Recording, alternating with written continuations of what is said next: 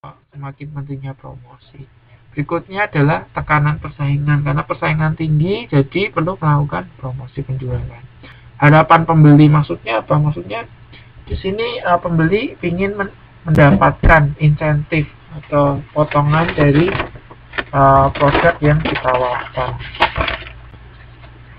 Selanjutnya adalah rendahnya kualitas penjualan eceran. Jadi karena penjualan ecerannya ini macet atau pelan gitu ya, sehingga promosi penjualan ini menjadi salah satu strategi yang paling efektif untuk mendongkrak penjualan eceran gitu.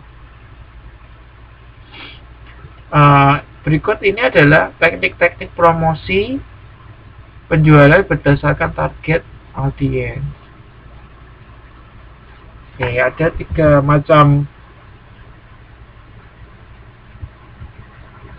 macam jenis konsumen. Yang pertama adalah konsumen bisnis atau rumah tangga, perantara dan wiraniaga, dan yang ketiga adalah wiraniaga pemasok atau produsen.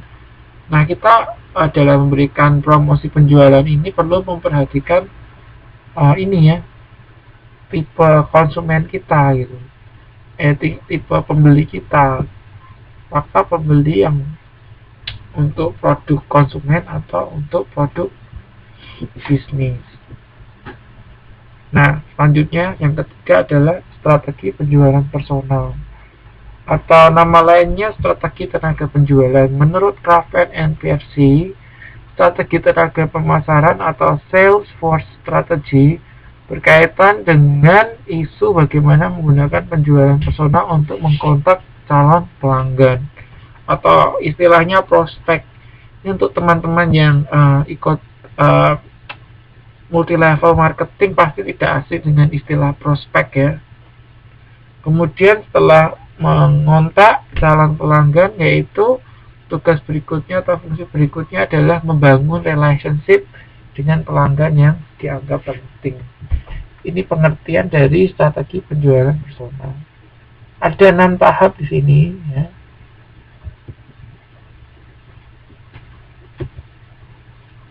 Untuk tahap-tahapnya mungkin nanti bisa dibaca di modul ya. Berikutnya adalah strategi pemasaran langsung dan strategi PR ya. Kelompok kedua adalah strategi pemasaran langsung dan PR. Pemasaran langsung merupakan kombinasi berbagai metode promosi yang ditunjukkan langsung pada pasar sasaran untuk memperoleh respon langsung dari mereka. Ini contohnya adalah telemarketing, internet marketing, TV shopping, mail order. Ini adalah bentuk-bentuk contoh pemasaran langsung.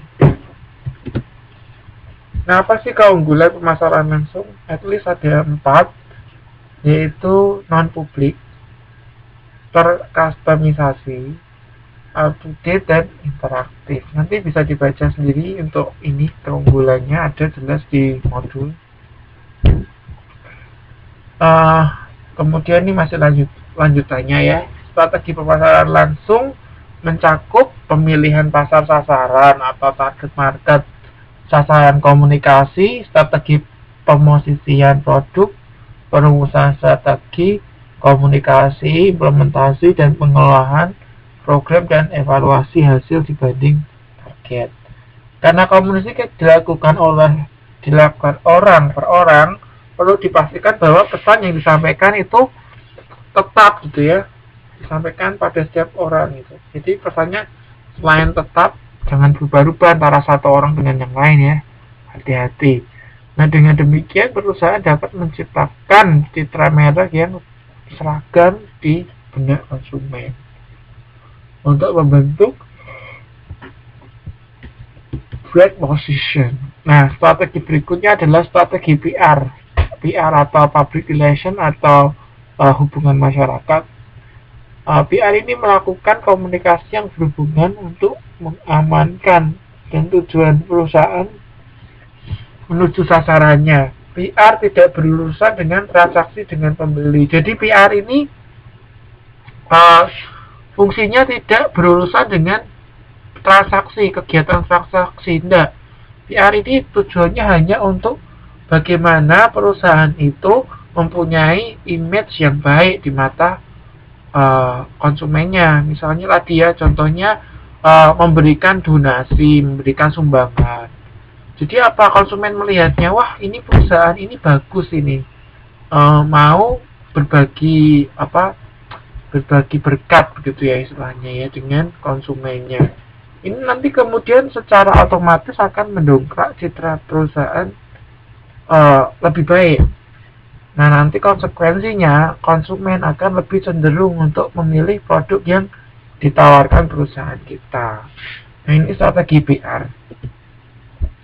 Ada 3 keunggulan strategi PR. Yang pertama, strategi ini memiliki kredibilitas tinggi. Yang kedua adalah kemampuan menembus pertahanan audiens, dan yang ketiga adalah unsur dramatisasi. Mungkin nanti bisa dibaca juga di ini modul. Nah, ada prosesnya, serangkaian proses yang dilakukan terkait dengan ini, promosi menggunakan PR ini ya. Pertama adalah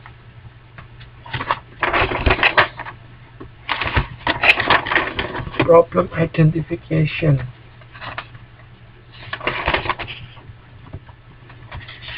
Artinya adalah melakukan identifikasi masalah.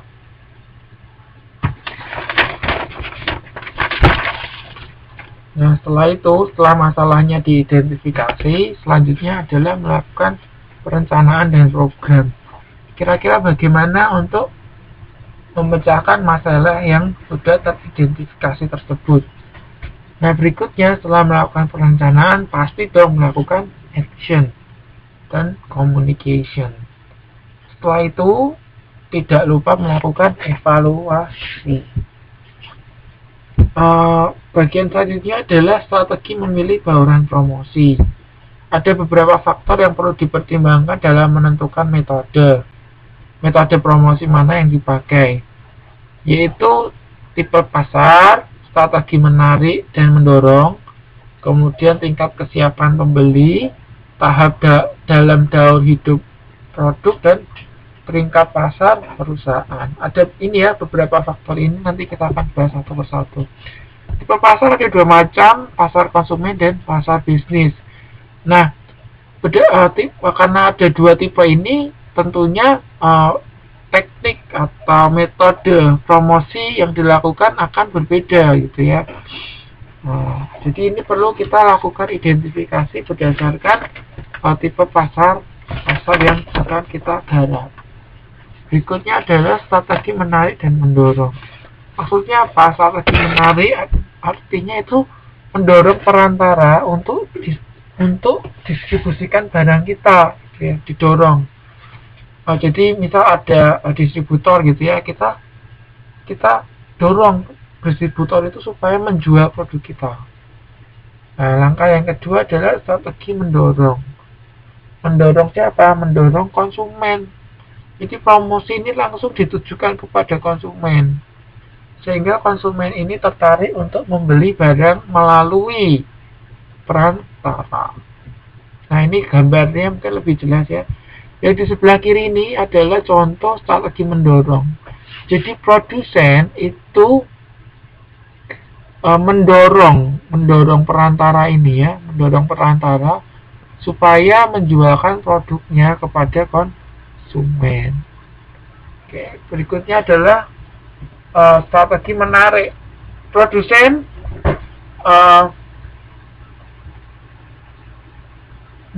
memberikan rangsangan kepada konsumen untuk membeli produknya, sehingga menarik konsumen untuk memperoleh barangnya di perantara.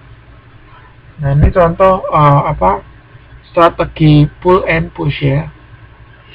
Berikutnya adalah tahap kesiapan konsumen. Nah, sebelum beli, konsumen itu kan melalui beberapa tahap.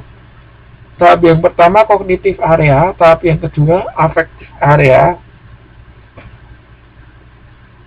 tahap ketiga adalah conservative area. Nah, sedangkan jika kita ngomong tentang tahap daur hidup produk, itu ada 4 macam. Yang pertama adalah perkenalan. Jadi produk ini di tahap awal ini lagi mau diperkenalkan di market. Berikutnya adalah pertumbuhan